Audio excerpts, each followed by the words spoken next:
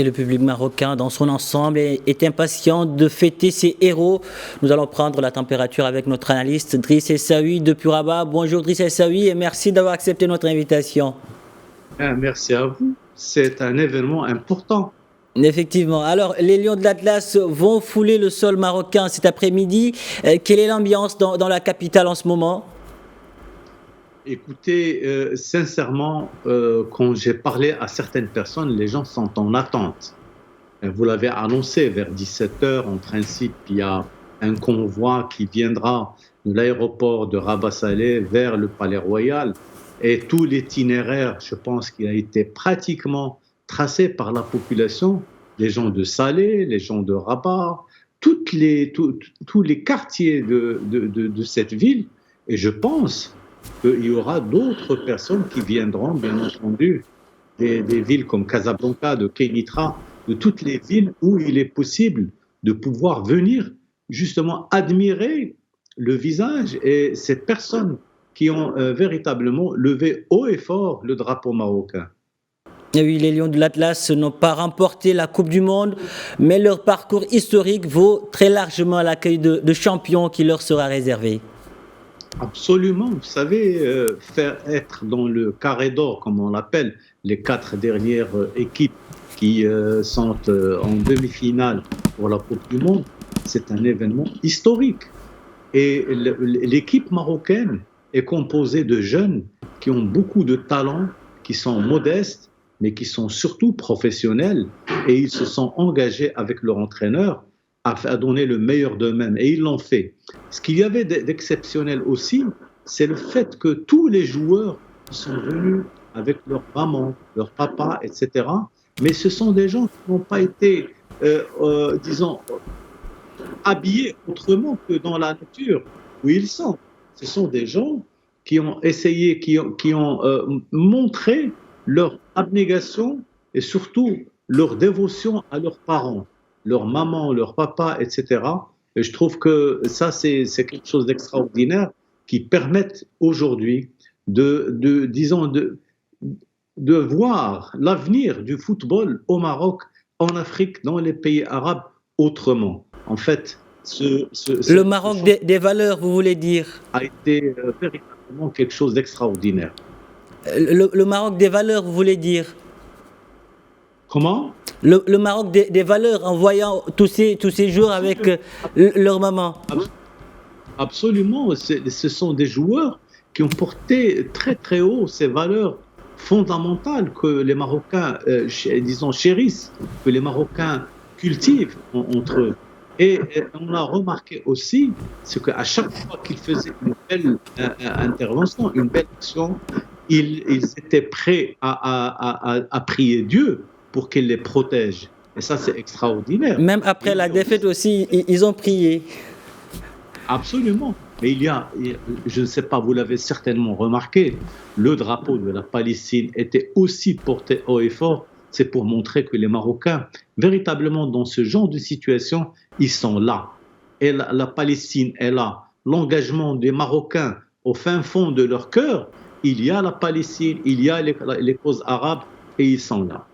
Oui, le Maroc a marqué d'une pierre blanche sa participation au mondial qatari. De l'avis de plusieurs observateurs, Driss Essaoui, le Maroc est l'équipe qui a remporté les cœurs durant cette Coupe du Monde. Comment le Maroc peut-il aujourd'hui capitaliser, disons, sur l'exposition dont il a pu bénéficier grâce à l'équipe nationale? Je pense que ce qui a été réalisé par les joueurs de l'équipe nationale est véritablement un signal. C'est un signal fort pour l'avenir du Maroc. Et les Marocains sont en train justement de le montrer, de le vivre. N'oubliez pas que nous avons des formations, nous avons des écoles et des instituts de formation de football. Et ces gens apprennent dans le cadre de ces écoles disons, leur qualité de footballeur. Et aujourd'hui, nous les retrouvons dans les plus grandes équipes du monde. Vous savez, je ne veux pas donner trop d'indications qui sont véhiculées à travers disons, on va dire les réseaux sociaux, mais il y a énormément d'informations que les Marocaines et les Marocains partagent entre eux à propos de ces joueurs, à propos de leur avenir, à propos de leur présent et surtout de leur futur. Et je pense que ces joueurs véritablement ont fait ce qu'il fallait et ils feront mieux à l'avenir parce que ce sont des joueurs qui ont en eux cette volonté de vaincre, cette volonté d'aller de l'avant, cette volonté de se donner. On se rappelle des matchs. Il y a une excellente d'excellentes prestations. Il n'y a pas qu'une, parce que ils étaient dans ce qu'on appelle le groupe de la mort. Et ils se sont bien tirés. Ils ont fait des choses extraordinaires. Ils ont vaincu de grandes équipes telles que l'Espagne, le Portugal, même la France était à leur côté. Et malheureusement, bon, il y a bien entendu des problèmes liés à l'arbitrage, mais je pense que la Fédération royale marocaine de football fera le nécessaire à ce niveau pour qu'on puisse les respecter à l'avenir et leur donner pratiquement tout ce qu'ils doivent avoir en tant que grande équipe. Aujourd'hui, le Maroc a une très très grande équipe de football et il l'a montré. Et ça, on le savait d'ailleurs bien avant, mais aujourd'hui, qu'est-ce qu'on a eu? On a eu ces jeunes qui sont très très jeunes et ils ont un entraîneur extraordinaire qui a fait un travail important. On a remarqué également la présence du président de la Fédération de football qui était là, très près de ces joueurs. Il y avait aussi des personnalités importantes de l'État marocain qui étaient présentes et ils ont encouragé leur. Ce qui montre également que cet exploit, c'est le fruit, disons, d'une politique sportive bien structurée, portée notamment par le roi Mohamed VI. Absolument. Vous savez, il y a des choses que l'on dit dans le langage de tous les jours. Le roi, c'est le premier sportif, le premier footballeur, etc. Ben, le roi a donné ce qu'il fallait à cette équipe. Il a donné disons, au Maroc tout ce qu'il faut pour être véritablement en haut de la pyramide. Et ils le sont aujourd'hui. Ils le savent. Et ils sont conscients de ce qu'ils ont fait. Ils sont conscients du travail qu'ils ont accompli. Et le fait d'être au Qatar, c'est quelque chose d'extraordinaire. Parce que c'est un championnat du monde qui s'est déroulé sur une terre arabe, une terre musulmane.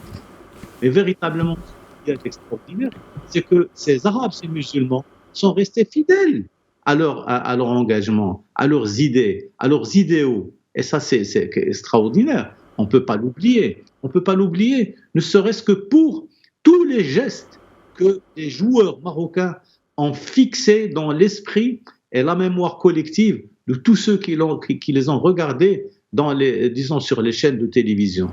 Je pense que là, c'est l'histoire, c'est véritablement l'histoire du nouveau Maroc, le Maroc de demain, le Maroc de l'avenir, le Maroc du développement. Je pense que les footballeurs, ils l'ont véritablement écrit avec leurs efforts, avec leur sang, et ça, on va sentir. Une histoire écrite de la plus belle des manières par les lions de l'Atlas. Driss Essaoui, merci pour toutes ces précisions.